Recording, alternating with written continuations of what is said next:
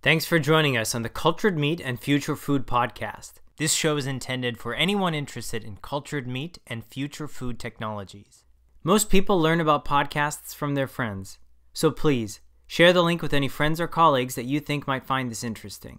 We're excited to have Isha Datar as the guest for today's episode.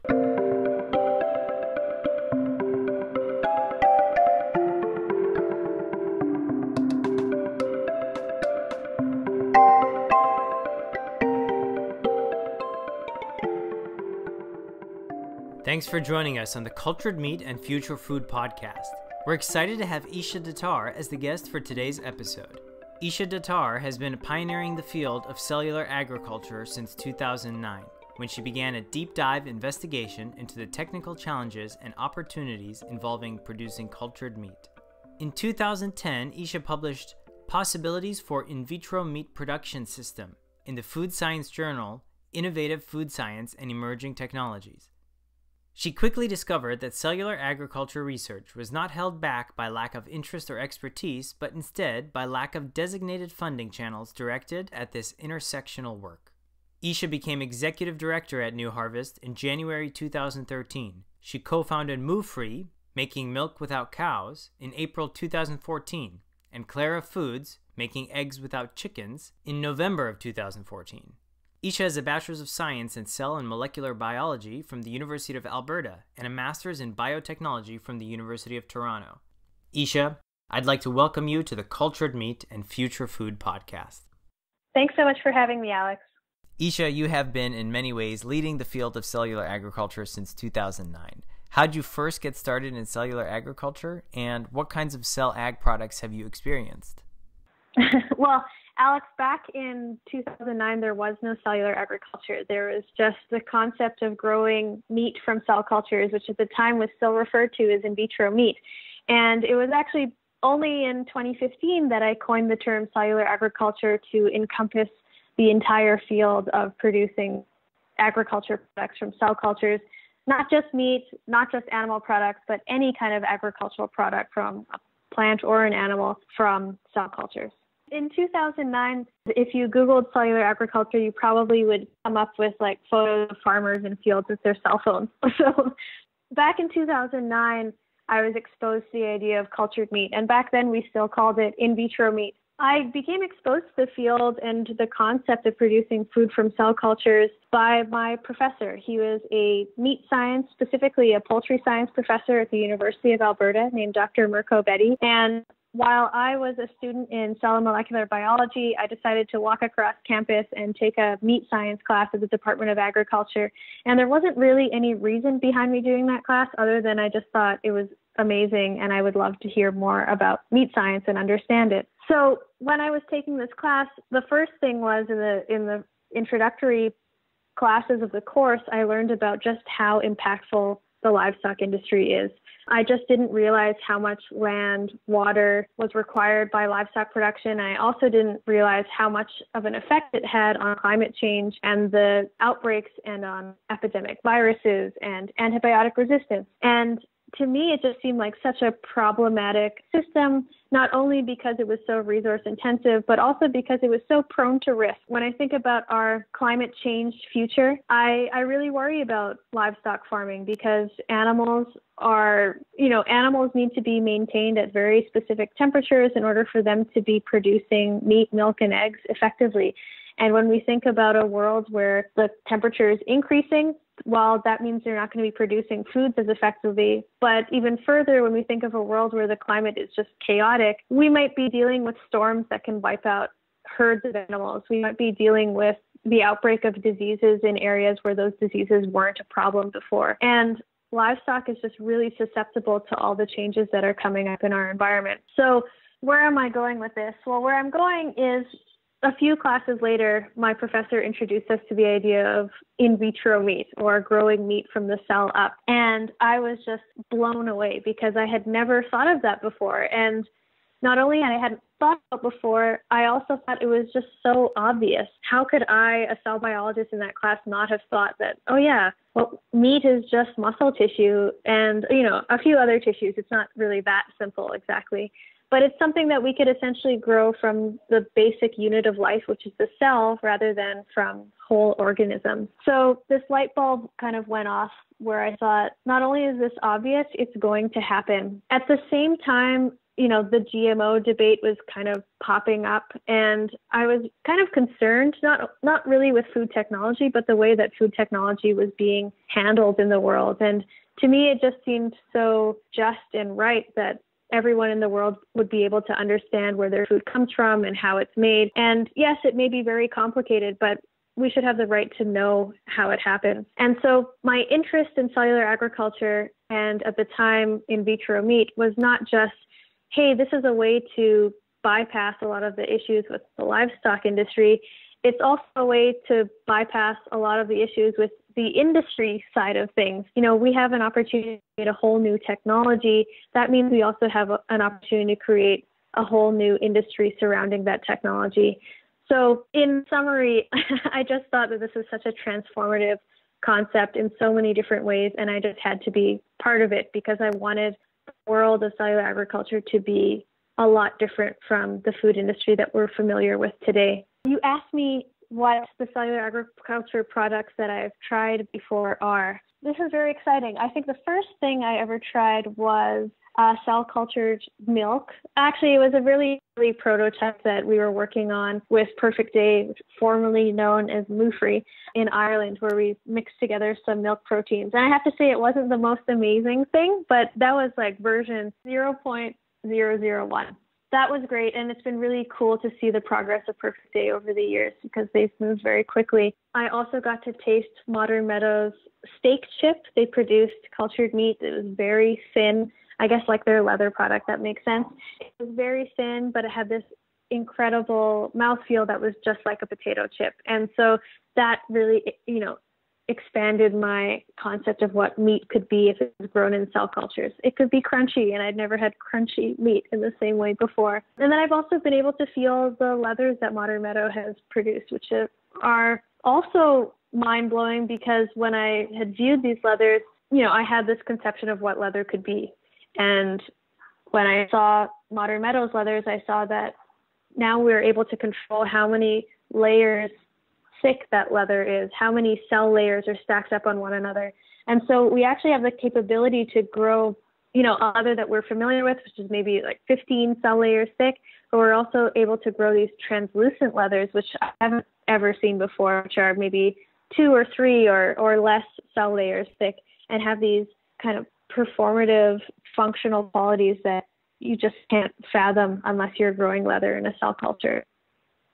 Please tell us a little bit about New Harvest and the organization's overall mission and goals. New Harvest is a 501c3 organization, which is a nonprofit organization in the United States. And our goals are to advance open, public, collaborative research in cellular agriculture. What New Harvest is trying to do with our activities is fund the pre-competitive research that is going to be extremely necessary for this field going forward. My frame of reference for cellular agriculture is from pharma. I had a little bit of experience working in public policy in pharmaceutical companies. And what I've noticed from there is that the trajectory for biotechnology starts with a lot of extremely expensive discovery stage research. And once that discovery stage research becomes promising, which is later on, and also there's a lot of false starts and there's a lot of things that don't work. So once that research becomes interesting, it gets picked up by companies and translated out of the lab, and it turns into the products that actually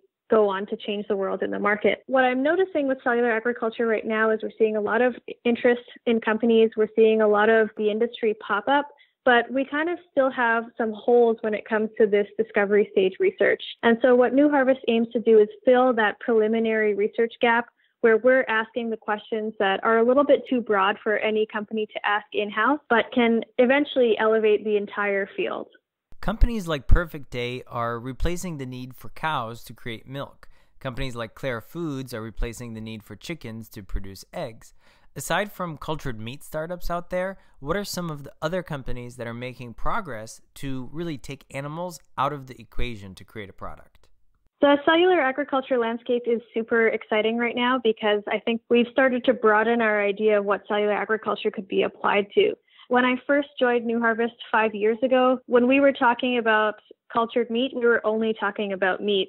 And it was only after, Perfect Day happened and Clara Foods happened that I realized that cellular agriculture was not entirely just about cultured meat. And actually, if we wanted to change the way that animals are used in the food system, and in fact, remove them from the food system, we needed to actually think about every single animal product that was made through factory farming.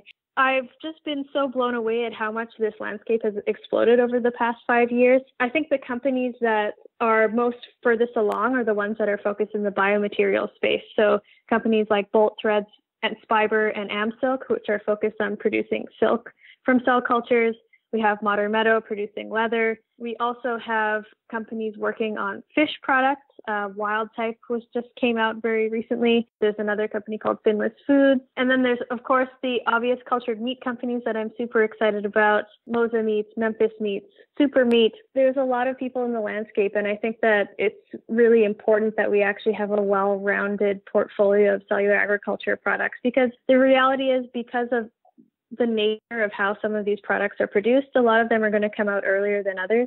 And I think a steady stream of cell ag products coming out over time is going to lead to greater industry success and make for an industry that's really going to stick around and be resilient and last for a really long time, and therefore transform the way that we make animal products. What is the main benefit of cellular agriculture that drives you? And also, what kind of diet do you usually eat? Like, do you eat meat? And if you don't, would you try cultured meat if you haven't already? What motivates me the most about cellular agriculture is the fact that I think it's inevitable. Because it's inevitable, I think it's also an opportunity to create a whole new food system. And so part of my reasoning for getting involved with cultured meat is that I wanted this to be a food system that's better than the one that we're working with today. And a food system is not just about products. It's not just about removing animals from factory farms. It's also about producing food ethically, producing food openly, allowing people to understand where their food comes from, and really thinking about the entire supply chain so that it makes sense. I think when we move into a more populated world, the world becomes smaller and it becomes much more tangible, and we start thinking about externalized costs and the entire world and how it is affected by our food system. So we need to be introducing new systems that actually consider all of these externalities and consider how to best feed the world. I am, like most people on Earth, a guilty meat eater. I don't have any dietary restrictions, very aware of where my food comes from. I would just love to see products that were essentially guilt-free, because I knew that I could sign on to everything that was coming along with that product and sign on to everything that led to that product being on my plate. When producing cellular agriculture products, how much harder is it to create the egg versus the chicken, or even milk versus steak? And what are the challenges when creating different types of products? That's a great question, Alex, because I think it's sometimes hard to convey how it's so different to produce proteins versus tissues. And so when we're thinking about eggs and milk, those are essentially a combination of proteins that come from animals, but don't contain any full cellular materials. So the production of protein is actually relatively simple than the production of tissue. And we also have a lot of knowledge about how to produce proteins at industrial scales, because we already do it in the food world and also in the pharma world. And a lot of our expertise in the recent past comes from things like biofuel production. And while biofuels aren't really protein focused necessarily, I think the large scale industrial fermentation is definitely applicable to the production of milk and egg proteins, and also flavors, fragrances, and other animal derived and non-animal derived, even plant derived proteins. The technology around that is essentially modifying cells to produce the proteins that you care about, and then producing that at incredibly large scales. It's helpful to think about those huge breweries that you'll see in rural areas. That's the kind of scale we're talking about when we think about producing milk for the world using cell culture. The reason why I think that field is a lot further along is because we already have quite a number of experts at producing protein at large scale. And so for the companies that are popping up in this area, there's a pretty clear talent pool to hire from. And there's also a lot of academic research in this space already to build off of. The kind of more cellular focused products are, of course, the meat and fish and leather production. Well, leather actually is a little bit of a tricky one that can fall into both categories, but definitely the meat and fish production. And that's where we need to produce whole cells at very least, and then preferably whole tissues. What's different about this is that the field of tissue engineering, which focuses on producing cell cultures and tissue cultures in vitro, is itself quite new. And I'm just talking about new on the science timeline, which means a decade, a couple decades at most. The number of experts in the field of tissue engineering is still pretty limited, and we're not really dealing with an industry that has a lot of experts. Because tissue engineering is so new, there are not as many companies focused in it, and there's not as big of a talent pool in the tissue engineering space right now. Further to that, a lot of the tissue engineering that exists in the world is very medical focused. And so we're talking about very small scales, and we're talking about tissues that need to have a real purpose in the human body. And so when we compare that to cultured meat, well, we don't really care about having the muscle cell functional and sterile and able to be essentially implanted. We need those muscle cells to be delicious, inexpensive, and sustainable. And so the pressures around growing muscle cells for cellular agriculture versus growing muscle cells for tissue engineering for medical purposes is just radically different. And so I think one of the stumbling blocks for cultured meat in general is just a very limited talent pool. And then beyond that, because there's a limited talent pool, there's a limited amount of pre-competitive research focused on how to produce muscle cells for food. And that is, of course, the thesis of New Harvest work. New Harvest is currently supporting researchers at different universities. What are some of the exciting projects that your researchers are working on, and what may come as a result of their research and findings? I am so excited about all of the research that our researchers are working on, and it's going to be really hard for me to pick some of the things that are the most exciting out of the lot because they're doing a lot of things. One that really stands out to me is the work that Santiago Campuzano is working on at the University of Ottawa in the Andrew Pelling Lab. And he is working on plant-based scaffolds that are vegetables. They're not just made of plants, they actually are plants. And he's removing the cells from these plants and replacing the plant cells with muscle tissue from animals, effectively growing meat on vegetables, which I just think is such an inspiring idea, really, because when we think of cultured meat normally, we're just thinking of the meat that we are familiar with and how to produce that from the cell up rather than from the animal down. And while that is in itself extremely exciting, I think what's even more exciting beyond that is the idea that because we're producing meat in a completely new way, we can have completely new products that we could have never fathomed before. I often bring up this example, before we had fermentation, we only had one milk. Milk had one format. It was white liquid. But after fermentation and the introduction of all these different types of microorganisms and cell cultures, we were able to have how many different dozens, if not hundreds of types of cheese, how many different types of yogurts, how many different types of fermented dairy products with all completely unpredictable flavors and textures and mouthfeels and culinary experiences. So when I think about the introduction of cellular agriculture to meat production, I think of, yes, there's the possibility that we can produce things like hamburgers and hot dogs, but even more exciting than that, we can produce things like celery sticks with the chicken cells already grown onto them. And so Santiago's work, I think, is kind of a predecessor for that type of stuff. Other work that I'm very excited about is the work by Jess Krieger, who is at Kent State University in Dr. Minho Kim's lab.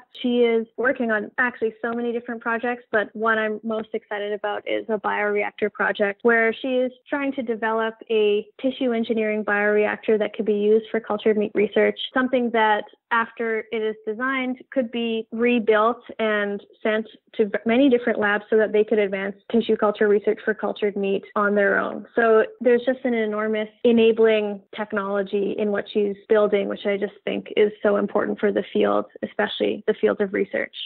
Let's get a tad bit technical. There are companies out there that are creating animal products, such as foie gras or even leather. What are the major technical differences in cultivating leather versus meat? I'm glad you circled back to leather because as I mentioned earlier, it's kind of a complex product because you could be producing it through the cell culture means for cultured meat production, but you could also be producing it through these kind of acellular means like the protein production that I mentioned. So leather is interesting for many reasons. And I think the most practical reason is that it is not subject to the type of regulatory oversight that a food product would be.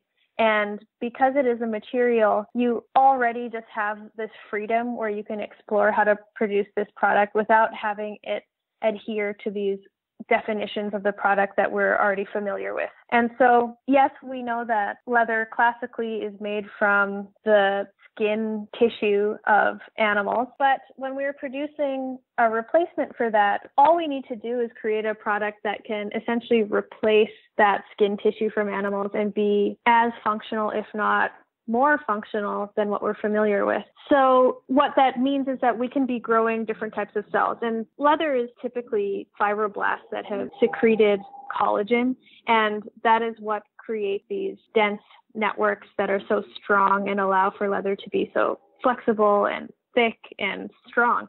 And we can produce those cells relatively easily because fibroblasts are just really easy to grow. A lot of tissue culture experts will say that fibroblasts are like the weeds of tissue culture. And so inherently there's a little bit of an easy factor, a relatively easy factor in growing fibroblasts compared to muscle cells for meat. But you also have this flexibility where you can tune what those fibroblasts are doing. You could potentially add other cell cultures and other types of ingredients to that fibroblast culture in order to create a leather that has all these different types of properties. With meat, you're just inherently a little bit more limited because you're trying to put a product on the market. And that means that you have to adhere to some standards that are sensible for foods that are going to be consumed by human beings. And even further than that, which is a question maybe down the road, is how do you create a meat product that will actually receive regulatory approval? And that's something that's probably a whole nother conversation.